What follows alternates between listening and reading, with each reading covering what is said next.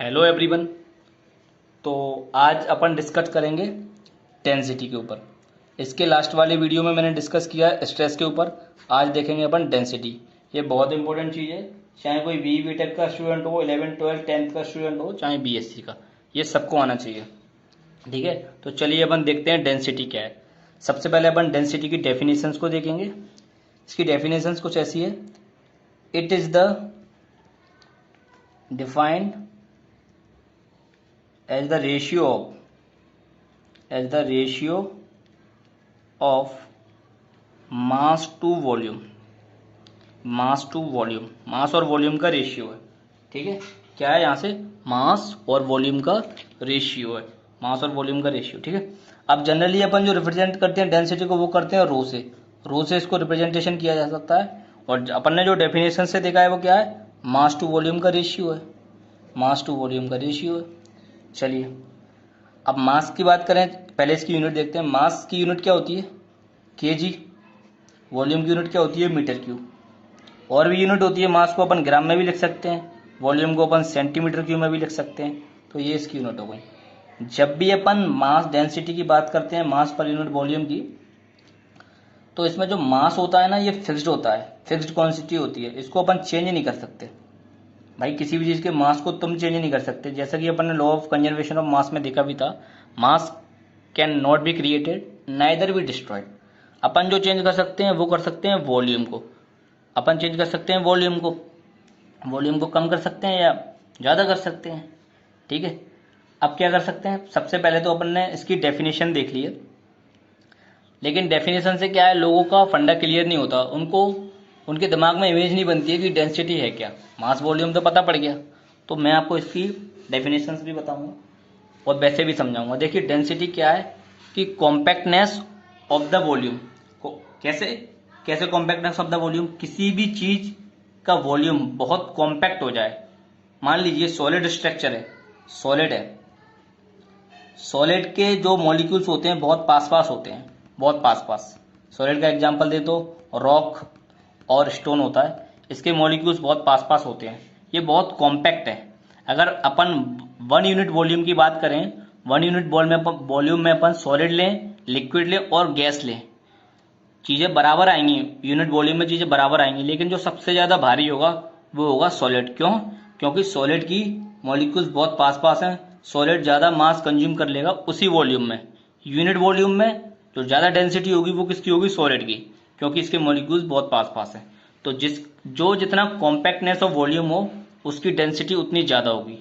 Same अगर अपन बात करें लिक्विड की, अगर अपन लिक्विड की बात करें तो लिक्विड में क्या होता है? लिक्विड के जो मॉलिक्यूल्स होते हैं वो थोड़े थोड़े से दूर दूर रहते हैं एज कंपेयर्ड सॉलिड। सिमिलरली अगर अपन 1 यूनिट वॉल्यूम की बात करें तो सॉलिड से थोड़ा सा कम आएगा लिक्विड। दोनों का वेट अगर बाद में देखा जाए तो लिक्विड का वेट कम होगा एज कंपेयर टू सॉलिड, क्योंकि इसके मॉलिक्यूल्स उतने पास पास नहीं रहते। अगर अपन गैसेस की बात करें, अब आप गैसेस में बात करोगे तो एग्जांपल क्या है?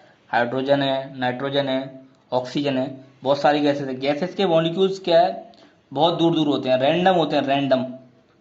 और आपने सुना भी होगा कि गैसेस में मॉलिक्यूलर मोमेंटम होता है मॉलिक्यूल्स के बीच, तो इसके मॉलिक्यूल्स और दूर दूर होते हैं। अब इसके मॉलिक्यूल्स दूर दूर, अब 1 यूनिट वॉल्यूम में अगर अपन लेंगे तो मॉलिक्यूल्स 1 यूनिट वॉल्यूम में दूर दूर जाके क्या जगह कवर कर लेंगे, और डेंसिटी इसकी ओवरऑल क्या होगी? कम होगी, क्योंकि मास कम ही रहेगा।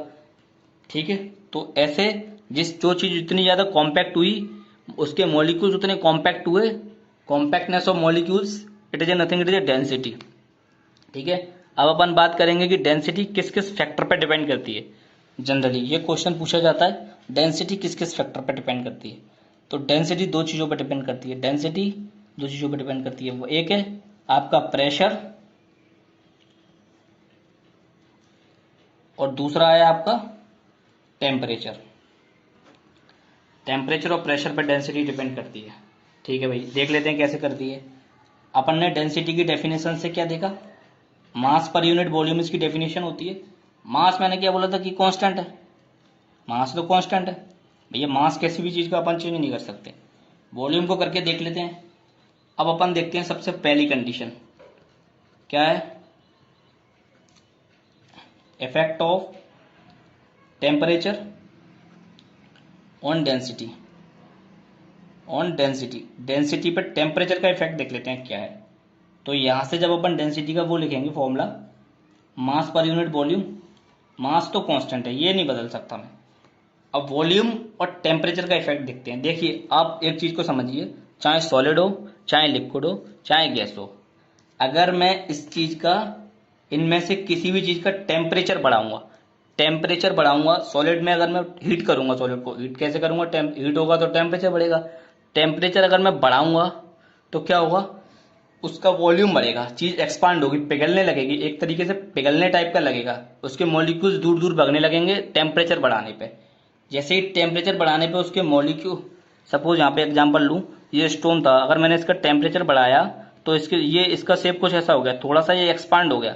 जैसे ही इसका एक्सपांड हुआ तो पहले तो इसका वॉल्यूम था 1, अब कुछ इसका 1 मीटर क्यूब इसका वॉल्यूम था, अब इसका क्या है, वॉल्यूम थोड़ा बढ़ गया। क्यों? क्योंकि एक्सपांड हो गया, इसका वॉल्यूम बढ़ गया, बढ़ने से क्या है, एक्सपांड हो गया। तो टेम्परेचर बढ़ाया मैंने यहाँ, तो क्या बढ़ा, इसका वॉल्यूम बढ़ गया। टेम्परेचर बढ़ाने से वॉल्यूम बढ़ा, और जैसे ही वॉल्यूम बढ़ा, तो आप यहाँ देख लीजिए, जैसे ही वॉल्यूम बढ़ा, वो वॉल्यूम क्या है अपना, डिनोमिनेटर, जैसे ही डिनोमिनेटर बढ़ा, जैसे ही डिनोमिनेटर बढ़ा तो जो ओवरऑल वैल्यू है डेंसिटी की वो कम हो जाएगी, मेन फंक्शन कम हो जाएगा। जैसे ही किसी भी चीज का डिनोमिनेटर बढ़ाया तो मेन फंक्शन कम हो जाएगा। तो यहां से अपने को एक कंक्लूजन ये निकला कि डेंसिटी घटेगी कब, जब आपका टेम्परेचर बढ़ेगा। ठीक है, डेंसिटी घटेगी जब आपका टेम्परेचर बढ़ेगा। अब दूसरा क्या होता है, effect of pressure, effect of pressure on density. Pressure का क्या इफेक्ट पड़ेगा, देखिए उसी फॉर्मूले से, मास पर यूनिट वॉल्यूम डेंसिटी का फॉर्मूला है। यहाँ पे देख लीजिए, मान लीजिए ये कोई स्टोन है, कोई या कोई वाटर भरा है या गैसेस है, अभी इसका वॉल्यूम 1 मीटर क्यूब है, मैं इस पर प्रेशर डालता हूँ, मैं इस पर प्रेशर डालता हूँ, तो क्या होगा, ये चीज़ थोड़ी कॉन्ट्रैक्ट होने का कोशिश करेगी, ये चीज़ थोड़ी कॉन्ट्रैक्ट होने का कोशिश करेगी, कॉन्ट्रैक्ट, और इसका वॉल्यूम थोड़ा कम हो जाएगा। क्यों? क्योंकि मैंने इस पर प्रेशर डाला है। तो जैसे ही वॉल्यूम, जैसे ही मैंने प्रेशर डाला, प्रेशर बढ़ाया, तो क्या हुआ भैया, वॉल्यूम तो घट गया। और जैसे ही यहाँ पे डिनोमिनेटर घटा, जैसे ही डिनोमिनेटर घटा, तो ये ओवरऑल वैल्यू क्या होगी डेंसिटी की, इंक्रीज हो जाएगी। तो मीन्स डेंसिटी इंक्रीज कब, जब आपका वॉल्यूम, सॉरी, जब आपका टेम्परेचर नहीं, जब आपका प्रेशर बढ़ता है तो डेंसिटी बढ़ती है, और जब आपका टेम्परेचर बढ़ता है तो डेंसिटी घटती है। ये यहाँ का, ये अपन ने इससे कंक्लूजन निकाला। अब एक चीज देखते हैं, बहुत से लोग ये भी पूछते हैं कि डेंसिटी क्या प्लेस टू प्लेस चेंज होगी, मीन्स ग्वालियर में कुछ और है, दिल्ली में तो कुछ और होगी, चांद पे जाएंगे तो कुछ और होगी, ऐसा होगा क्या? देखते हैं। डेंसिटी एक एब्सोल्यूट क्वांटिटी है, एब्सोल्यूट, ठीक है, ये आपकी सेम रहेगी, ये आपकी सेम रहेगी, does not vary place to place, does not vary place to place, place to place.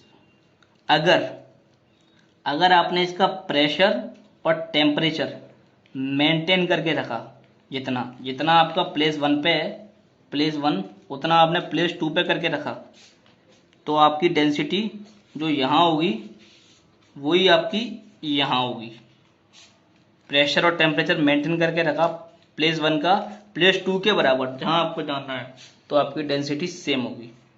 ठीक है, तो ये डेंसिटी के बारे में थोड़ा सा मैंने आपको बताया। अगर आपको अच्छा लगा हो तो मेरी वीडियो को लाइक करें और सब्सक्राइब करें। Thank you.